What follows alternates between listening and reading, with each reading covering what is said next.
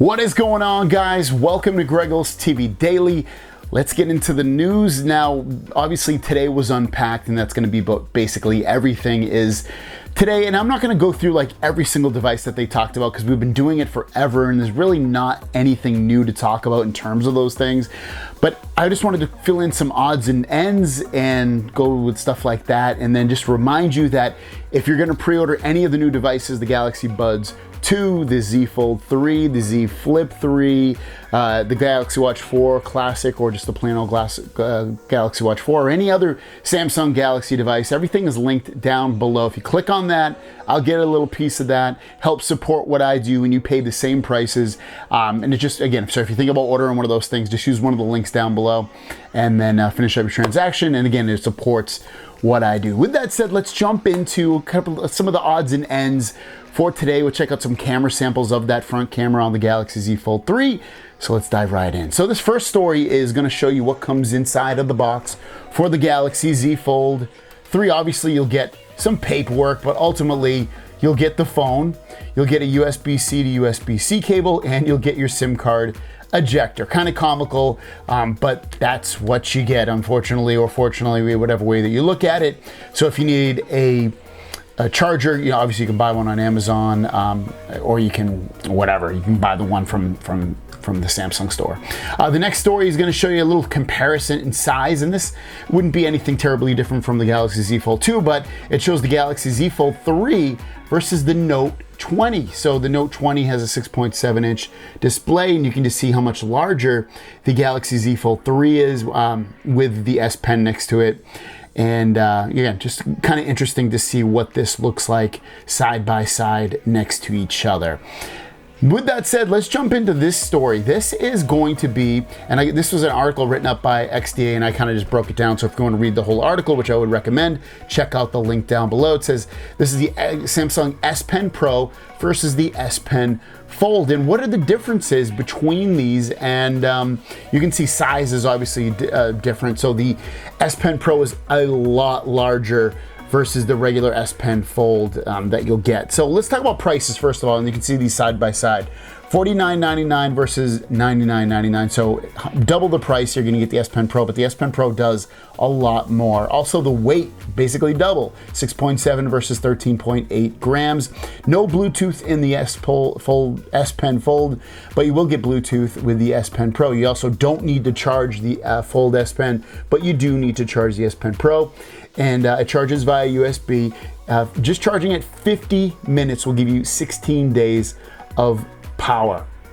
The S Pen Fold case will fit the Fold S Pen, but will not fit the S Pen Pro. So you probably would want to keep the S Pen Pro home if you really think about it, just because it's so large, unless you can always keep it in your pocket.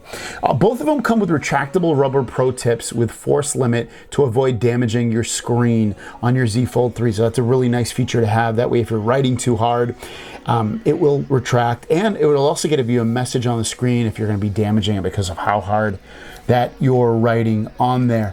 Next up, we're looking at the compatibility. The S Pen Fold is only compatible with the Z Fold 3, whereas the S Pen Pro is compatible with all Samsung devices that can use an S Pen. So that's amazing that it is able to do that. In terms of features, the S Pen Fold can be used for drawing, sketching, drawing, notes, and air commands. S Pen Pro can do all of that, plus copy and paste between different devices, control the phone's camera, volume, media apps, gallery, and more with gestures and the onboard button. So I can see cases for both of these, and by cases I mean like, I don't mean like a case for it, I mean like the Fold S Pen is going to be great for on the go because you can house it in that case, and you can, it's smaller and lighter, so it might come in more handy, whereas the S Pen Pro has so much more that it can do. It's almost a shame that the Fold S Pen can't do all those things, but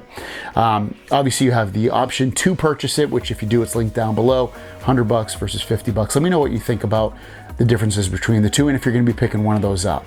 Last story of the day, as you can see from this, Marquez Brownlee, MKBHD, already has the Z Fold 3, and he posted a tweet showing off in order the Z Fold 3 primary camera, which would be the camera on the back of the phone, the hole punch camera, which is on the front screen, and then the hidden one, which is on the big display. So let's take a look at these. So first would be the primary camera. Looks pretty good. The lighting is pretty much on point. A little bit of a bokeh effect if you look at the person in the background. The next photo is him, just straight on. It's the selfie camera on the front display, the small display.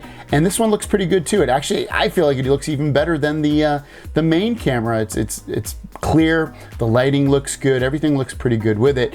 But when you get to the under display camera selfie on the big display, look at the lighting. It's got that shadowy cloud effect. It's kind of blurry. It doesn't look that good. And this is terribly disappointing for a technology that doesn't seem to be quite ready at this point. If you're gonna put a camera underneath the display to hide it, make sure the cameras look and work really, really well, because this looks like crap. I think it looks like crap. It looks like a potato camera. It looks like a $100, $200 phone camera. Maybe not that bad, but it looks pretty darn bad. Hopefully, once I get it, they'll work out some of the kinks, if there are any, with software updates and things like that. But so far, not impressed with that under display camera sample. Thanks for watching. Don't forget to subscribe. New videos every single day. My question out to you guys is, I have a few for you. If you purchased the Z Flip 3 or Z Fold 3, what color, size, and freebies did you end up getting? And then also, what do you think about these camera samples? Do you think they look good or bad? Let me know in the comments down below. For me, I got the Z Fold 3 256. I got the silver. I thought it looked pretty good. I'm trading in my Z Fold 2. It's broken. It says I can get 590 bucks. Whatever, I'll take it. Maybe I'll be able to get more if I sell it on my own, which I still might do. As for the freebies, I ended up getting a Watch 4 Classic 46mm Wi-Fi. Obviously it's not free, but it's 200 bucks off that, so I ended up picking that up. My wife got the same phone as me, Z Fold 3 256 silver. We ended up getting her the package that comes with the Galaxy Buds 2, with the S Pen, and with the case, and I'll use that stuff, make a video about it, let you guys know what I think about that stuff when it arrives. Thanks for watching. Have a great day. And if you want to, again, support the show and do your pre-order down below, you pay the same amount. It just gives me a little piece of the pie of your when you buy it, and help support what I do, and I appreciate it very, very much. Have a great day. We'll see you down the road.